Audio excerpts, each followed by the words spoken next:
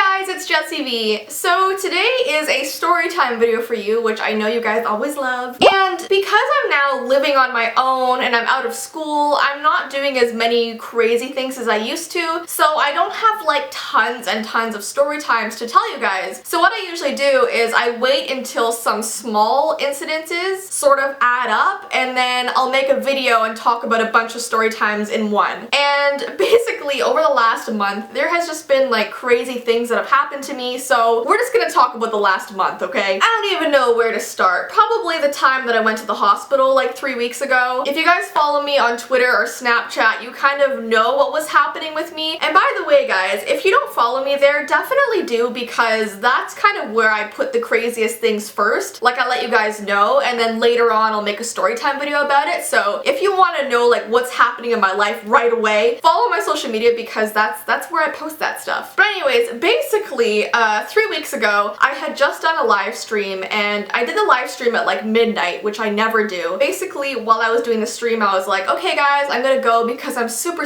tired. And it's weird because I usually don't feel exhausted until like 4 a.m. I know that's weird, I'm a night owl, but I was feeling just so drained, and it was a very strange feeling. I finished the live stream and I got into bed, and I started having this really bad stomach pain, and something was just very wrong. And if you follow my vlog channel or Snapchat, I kind of described it in more detail. It's a bit gross, so I'm not going to get into it too much, but basically I was having some kidney issues, and so I was just in a lot of pain and was very uncomfortable. And usually if I lived back home with my parents, what I would do is I would get up, go to my parents' room, and tell my mom what's going on. But you know, Jessie over here, she's living alone. She's all by herself. And it kind of sucks because I'm sure you guys can relate when you're feeling really sick. You just want your mom, or you want your dad, or just someone that, you know, you love and you're close with. And I was sitting in my bed, I was in a lot of pain, and I'm looking around like,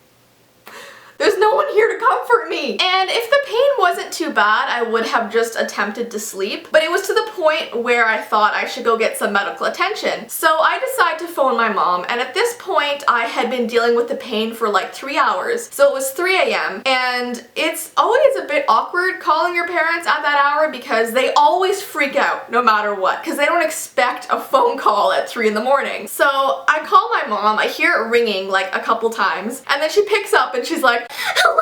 Hello, what's wrong? Because when you have a daughter who lives out in the middle of nowhere, living by herself, and you see the phone ringing at that hour, it's scary. So I had to calm her down. I was like, Mom, don't worry, I am okay, but I think I need to go to the hospital. And she's like, how are you okay? You have to go to the hospital. You're definitely not okay. And I told her what was going on, and she's like, yes, you definitely need to go see a doctor, because that does not sound good. And I don't know about you guys, but going to the hospital by myself is very intimidating. I know I'm a 23-year-old adult, but I still need my parents to go to the hospital with me, because that place is scary. I feel like I should just be used to it by now, because the last year of my life I've been in the hospital like 5 times a month, because, you know, my body loves me. You know, no, my body rebels against me. It just likes to be sick. It's like, oh, you're saying I could be healthy if I want to? Nah, being healthy was so like last year. I just feel like my body every single day of the week is like, okay, today you're gonna feel this way, tomorrow you're gonna feel even worse, Friday's gonna be terrible for you, and then maybe I'll give you a break on Saturday, but then Sunday's gonna be bad. My body's schedule is just like sick, sick, sick, sick, sick, sick. So my dad meets me at the hospital, and because it's like 3 or 4 in the morning, there's no one there. It's just dead. We walked into the hospital, and you can see, like, you know, one of those things just roll by, you know, the ones in the desert. It's a, what are those things called? Little stick wheelie stick. Tumbleweed? Is that what it's called? Tumbleweed? You know when the cowboys come out, they're like, yeah, I'm gonna kill you. And then like the thing rolls between them. I'm talking about this for way too long. But anyways, we go in there, and the people who are supposed to be sitting at the emergency room desk, you know, when you go and check in, they were all sleeping behind the desk. And it's that awkward moment where you have to like go and wake them up. And listen, I understand why they were sleeping. You know, it's 4 a.m. Usually people sleep at that time. But my dad has to walk up, and he's like, excuse me, hello? And they're like, What? Yeah, my daughter needs her kidneys fixed. She needs to be attended to. And they're like, fine. As if it's not their job to do that. Anyways though, it doesn't take too long before I'm able to go in and see a doctor. And it was very dramatic because they put me in like a hospital gown. I had to be like put on one of those like stretcher chair things that you lie down in. Had to give a urine sample. Had to do all these things. This guy came in to take my blood, and I have never had a man take my blood before. It was actually really cool to see a man take my blood. Like, I don't know. That's probably really weird to say. I'm just so used to old women just coming over and like poking my veins. But this like Hercules man came in and he's like, I'm gonna take your blood. This is the needle. It's supposed to be the needle. But what was weird is it was this like big muscular guy with this like little needle, and he was so like gentle. Usually when I have my blood taken, these old ladies are like, give me your arm, and they just like shove it in, they take my blood, and it's like this whole like dramatic, somewhat aggressive procedure. They're just grabbing my arm like, hold still.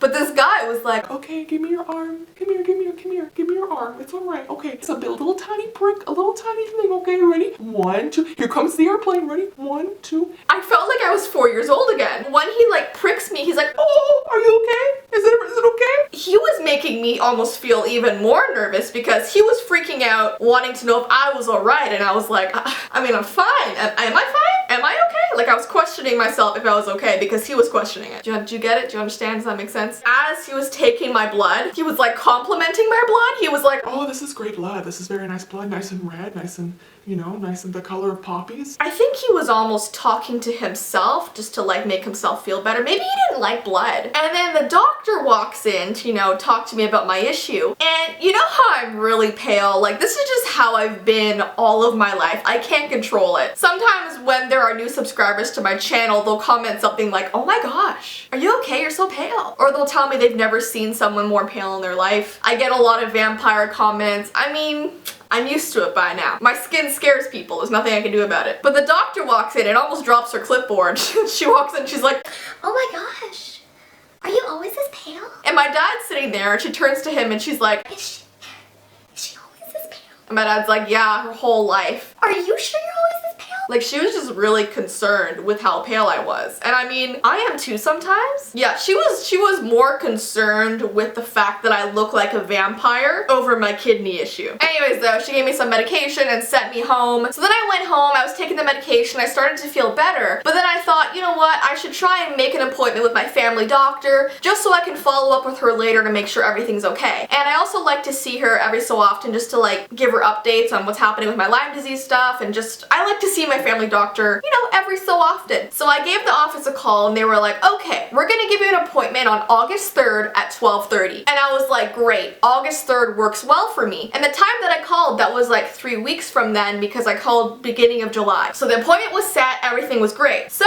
a few days ago when I went to my appointment, I walked in and I went up to the lady and I was like, hi, I have an appointment at 12:30 with Dr. you know, blah blah blah. And she looks at me and she's like, No you don't. and I was taken aback because I thought, you know what, I do. I made the appointment 3 weeks ago. Today's my appointment. I need to act this out. I'm gonna grab my glasses, hold on. So this is the mean receptionist lady. Hi, I have an appointment at 12:30 with Dr. Blah Blah. No you don't.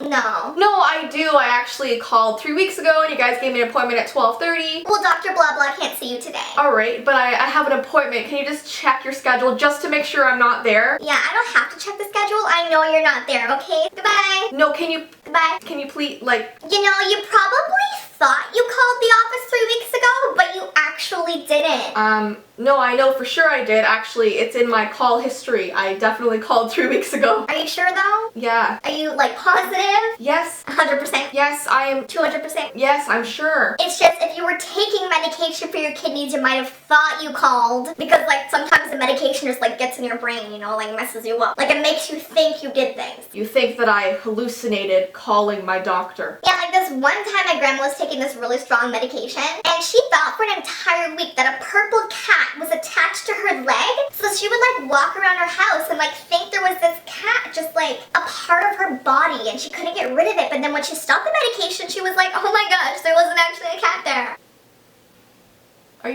Are you serious? Is this lady serious? So what I can do for you is I can give you an appointment for October 13th. That is really far. I might not even have kidneys by then. Well, that's why you should have called 3 weeks ago. I did. Sorry.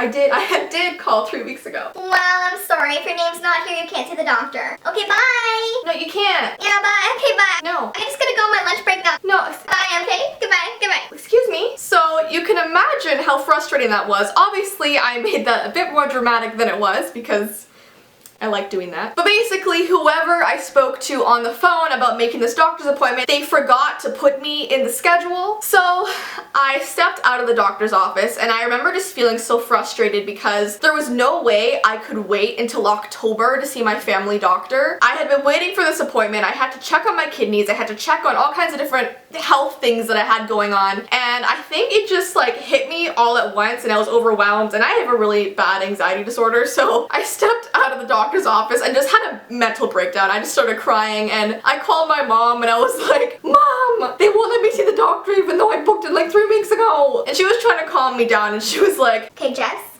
what's the number for the doctor's office? why? What are you gonna do? They won't let me see a doctor. Jess, trust me. What's the number? Give me the number. So I gave her the number and like 5 minutes later she calls me back and she's like, The doctor will see you now. somehow my mom calls the doctor's office and gets me an appointment. She's like magic. She's literally magic. I don't know how she does these things, but they wouldn't listen to me, but they listen to my mom. I mean, I guess moms are just, they're powerful. They're all powerful. So anyways, I saw my doctor and everything was good. And then I felt better after that. And then yesterday, this is like nothing to do with like doctors or health or anything, but my mom and I went to a nail salon to get like pedicures. I got like green nail polish. Can you see? Can you see? I'm like Shrek. Ow, ow, ow, ow, ow, ow. My hip just cracked. Let me just cause myself some more problems, you know? Who needs a hip anyway? This is not a long story, but it's a bit TMI, so if you're grossed out by gross stuff, don't keep watching this. But basically, there was a lady on a stool doing my mom's pedicure, and there's a lady in front of me doing my pedicure, and my mom's lady stands up when she's finished, and she was sitting on a white stool,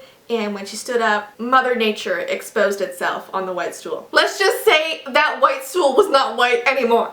And I felt so bad for her. She looks at the stool, looks at us, looks back at the stool, and she's like, whoops. In other words, her time of the month was revealed to us on that stool. And I wasn't grossed out. I was just like not expecting it. I was shocked. I wasn't grossed out because we're all girls. We all get our periods, you know what I mean? It's just like I was sitting there getting my toes painted and you know, I'm just looking around casually and she stands up and I'm like, blood. I don't know why I'm telling this story. I mean, it's really TMI. I'm sorry.